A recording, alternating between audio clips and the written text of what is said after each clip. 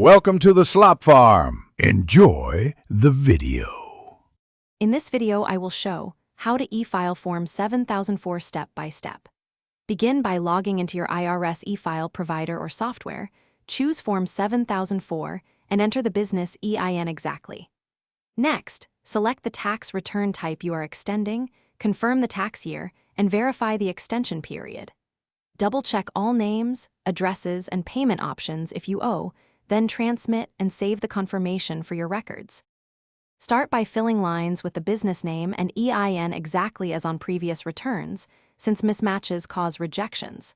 Then select the correct return code for the form you will file later and enter the tax year ending date.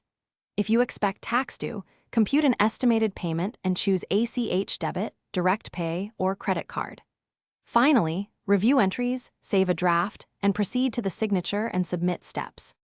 If you're finding this walkthrough useful, please subscribe and like so I can keep making helpful tax content. Quick recommendation.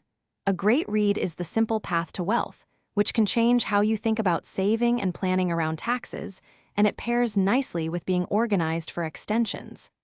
Check the description for the link and other deals, and grab a copy if you want a practical money guide. Now let's get back to the video. Watch for simple errors like a mistyped EIN or wrong return code, which are the most common causes of rejection.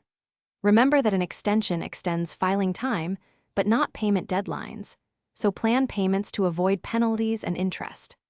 Also ensure electronic signatures are completed by authorized signers and keep the e-file acceptance notice and timestamp for your records in case you need to prove timely filing. Thanks for watching.